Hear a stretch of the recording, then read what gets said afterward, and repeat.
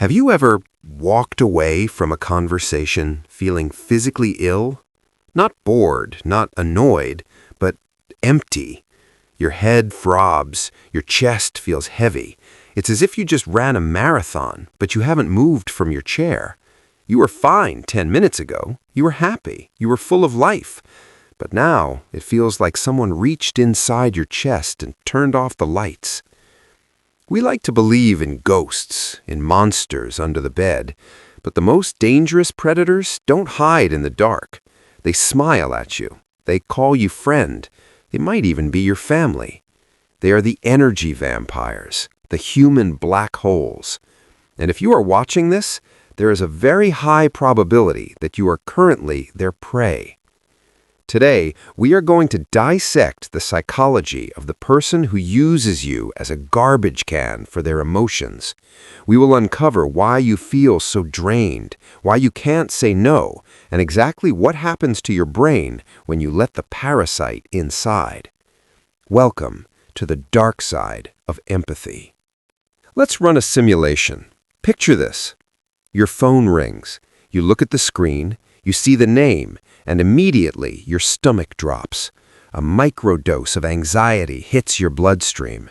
You don't want to answer. You know what's coming. But you're a good person. You're a loyal friend. So you pick up. For the next 40 minutes, you don't speak. You listen.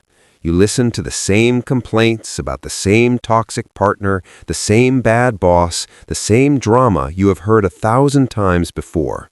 You offer a solution, they reject it.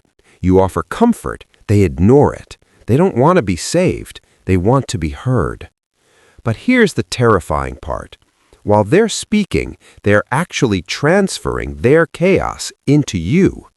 Psychologists call this emotional contagion, but let's call it what it really is, biofeedback theft. When someone dumps their trauma on you without your consent, they are regulating their own nervous system by dysregulating yours. They feel lighter because they've handed you their burden. They feel calm because they've given you their anxiety. They walk away refreshed. You walk away broken. But why? Why do they do it? And more importantly, why do they choose you? The answer is darker than you think. Energy vampires are not looking for strong opponents. They're looking for hosts. In nature, a parasite requires a specific environment to survive. In human psychology, the energy vampire requires a high level of empathy. You see, you are their target because you have a gift. You have the ability to feel what others feel. When they cry, you hurt. When they're angry, you stress. Your mirror neurons are firing rapidly, trying to harmonize with their pain. To them, you are a battery, a source of fuel. They're addicted to the high of your attention. Every time you nod, every time you say, "I'm sorry you're going through that," every time you sacrifice your mental peace to fix their crisis, you are feeding the beast. There's a specific type of manipulation they use. It's called the victim narcissist. Unlike the grandiose narcissist who screams, "I am the best," the victim narcissist screams, "I am the worst, pity me. Everything goes wrong for me. No one understands me but you.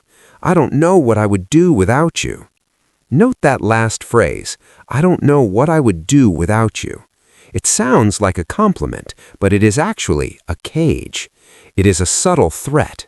It implies that if you leave, if you set a boundary, if you stop answering the phone, their collapse will be your fault. They weaponize your own guilt against you. They hold their own well-being hostage and put the gun in your hand. Let's go deeper. What happens to your body when you serve as an emotional dumping ground for years? It's not just annoying, it's biologically destructive. Research into cortisol, the stress hormone, shows that constantly absorbing other people's negative emotions triggers your fight or flight response. Even if you're safe, your body thinks you're in danger. Chronic exposure to an energy vampire leads to adrenal fatigue, brain fog, autoimmune issues, and depression. You're literally setting yourself on fire to keep them warm. And the tragedy is, They don't even notice the smoke. These individuals operate with a distinct lack of reciprocity. Think about the last time you had a problem, the last time you needed to vent. Did they listen, or did they somehow turn the conversation back to themselves? Oh, you have a headache? That's bad. I have a brain tumor scare, remember? They can't sit with your pain because it takes the spotlight off of theirs. In their movie, they're the main character. You are just a supporting actor, there to facilitate the plot of their misery. So, we've identified the monster. Now how do we kill it? Or rather, how do we escape? Most people think the solution is to fix them. You think, if I just give them the right advice, they will stop. But you must understand, they're not looking for a solution. If they solved their problems, they would lose their identity as the victim. They would lose their excuse to feed on your attention. They don't want the cure. They want the sickness. So, you have two choices. Choice one, you continue. You let them drain you until you're a husk. You sacrifice your happiness for someone who would replace you in a heartbeat if you stopped being useful. Or, choice two, you become a gray rock. This is a psychological defense technique. It's simple and it's brutal. When the vampire approaches, you become as uninteresting, as boring, and as unyielding as a gray rock. They start the drama, you say, I see. They try to guilt trip you, you say, that's unfortunate. They try to provoke a reaction, you give them nothing. No emotion, no advice, no energy.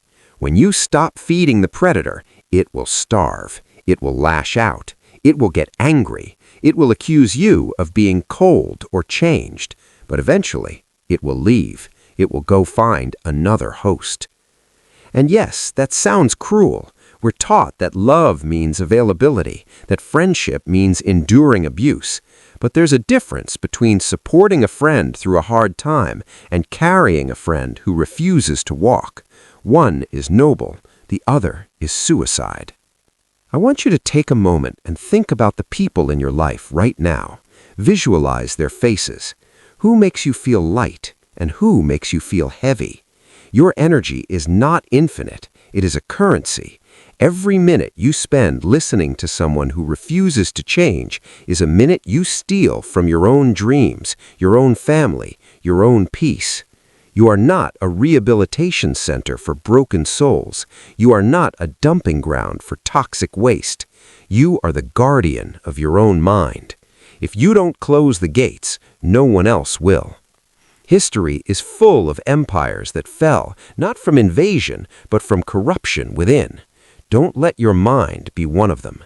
Identify the vampire, cut the cord, and watch how quickly your life returns to you.